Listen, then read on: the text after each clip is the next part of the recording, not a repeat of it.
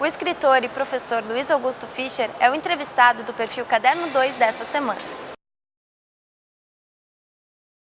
Eu me chamo Luiz Augusto Fischer, sou professor de literatura brasileira no Instituto de Letras da URGS, que fica aqui do lado. E, bom, na verdade eu faço um monte de outras coisas, né? Eu sou um participante histórico e, enfim, fundador do Sarau Elétrico, que é um evento que tem lá no Bairro Ocidente todas as terças-feiras. Colaboro para a imprensa regularmente na Zero Hora e colaboro com outros veículos também fora daqui. E eu trabalho também muito no mundo editorial, assim, né? Além de publicar livros meus, eu edito livros, né? Tipo, enfim, esse ano eu fiz uma edição com notas e apresentação e tal do clássico Os Contos Gauchescos do Simões Lopes Neto. Mas basicamente isso. Depois sou pai de 2 criancinhas, casado, colorado.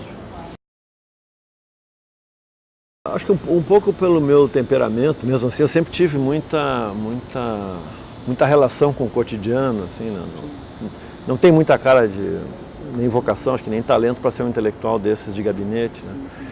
E até pelo contrário, assim, eu sempre escrevi muito para jornal, então eu sempre fiz questão, não acho que seja um grande mérito meu, digamos, é mais um impulso que eu tenho, que é o de tentar falar sobre assuntos sofisticados em língua de gente, assim, né?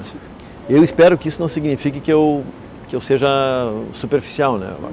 Até porque tem, assim, de certa forma, acho que eu vejo, assim, no que eu produzo de texto escrito, tem uma diferença, assim, porque às vezes eu escrevo ensaios que são mais exigentes, mais acadêmicos mesmo, mas eu não sei escrever de maneira pernóstica, né? Até quando eu fazia o doutorado e tal, algumas professoras chegaram a me dizer assim, acho que tu concede muito para o leitor e tal, né?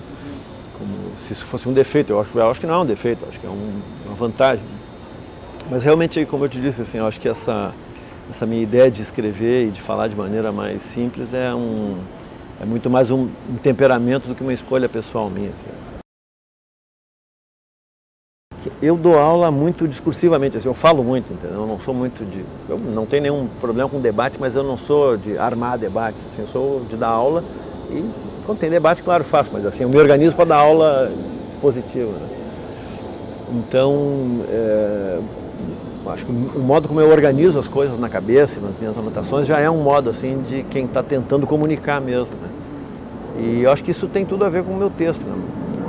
O meu texto, enfim, tem muitas limitações, algumas que eu sei, outras que eu não sei, mas ele tem essa, digamos, essa força, se é que é força, que é a força da exposição, né? Então é isso, eu me sento e escrevo um negócio e consigo explicar um assunto, né? Não sei se isso é bom ou mal, mas é o que eu sei fazer. Eu comecei a dar dentro, tinha uma cadeira, tem ainda uma cadeira que chama Poesia Brasileira. E eu comecei a dar dentro dessa cadeira um curso inteiro sobre canção popular.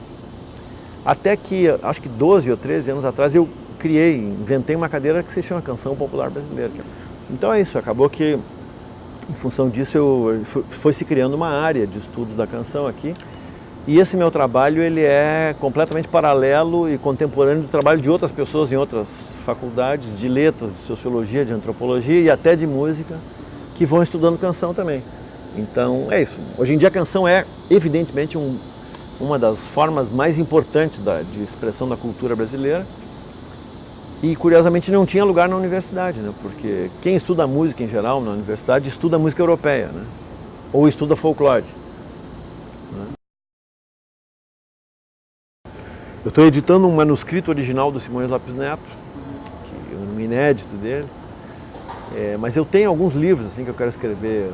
Tem pelo menos 3 livros que eu quero escrever na vida ainda, assim, livros importantes mesmo, né? Quer dizer, para mim pelo menos. Um é esse, eu quero escrever sobre canção, né? Eu só escrevi até agora artigos, eu quero escrever um livro, assim, meio que dando uma visão de conjunto, né? O que eu faço aqui no meu curso, né? Esse é um livro que eu quero escrever muito. Eu quero escrever um outro livro que aí, enfim, se eu fosse explicar aqui ia demorar muito tempo, mas é o que eu mais tenho estudado hoje em dia, que é tentar fazer uma nova interpretação da história da literatura brasileira, acabando com a ideia de que o centro seja o Rio de Janeiro ou seja São Paulo, entendeu? Ou que seja o Rio de Janeiro da academia ou que seja São Paulo do modernismo. Assim, E, enfim, tem hoje em dia uns debates assim, muito interessantes. Tem um historiador paulista lá que eu tenho acompanhado muito, que chama Jorge Caldeira, E a partir do trabalho dele, assim, eu tenho formulado algumas coisas. É isso, esse é um trabalho grande também que eu quero. E eu tenho uns planos de ficção também, tem um romance que faz horas que eu tô me preparando para escrever, assim, muita anotação, tem um desenho na cabeça, tem vários personagens já desenhados, que é para ser assim, tanto quanto eu consigo saber dele agora, né? É para ser um balanço da minha geração, entendeu? Na verdade é um livro que a origem do meu sentimento, que está na base da concepção desse livro, foi quando começou o negócio do mensalão. E eu comecei a ver uns corruptos que eram meus colegas, entendeu? Meus contemporâneos de faculdade e tal. E aí eu digo, putz, sabe, um pouco sou eu que estou lá, entendeu?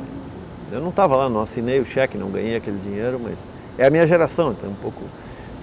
Então, sei lá, a minha ideia é um pouco contar a história de alguns personagens, muitos deles decalcados em pessoas reais, assim, mas não em ninguém em particular, em aspectos, né, de muitas pessoas, para tentar contar o que, enfim, fazer um balanço do que a gente fez, no fundo. Né? O livro me nasceu mesmo no dia que que morreu um amigo meu, contemporâneo meu de militância, que eu só vinha conhecer depois, que era o Utzig, José Eduardo Utzig, que era assessor do Tarso e tal. E ele morreu do coração, morreu de uma campanha política, morreu porque estourou. Né? E quando ele morreu, assim, fiquei triste e tal pela morte dele, era um cara que tinha uma contribuição grande a dar, eu acho, e era um sujeito de muita qualidade, mas assim, o que me deu foi no velório dele, sabe, eu comecei a rever pessoas que eu não via fazia 20 anos e tal, e putz, o que aconteceu conosco, né? Não é só para lamentar, assim, mas é isso, a pergunta é o que aconteceu conosco, o que a gente fez, né? E nós que estávamos lá naquela passeata em 77, que fizemos uma campanha pela anistia, tal, depois fizemos uma campanha pelas diretas, depois, enfim, né? Depois chegamos no poder, é isso, chegamos no poder. Né? Eu não pessoalmente, mas nós estamos no poder, né? A minha geração, é isso.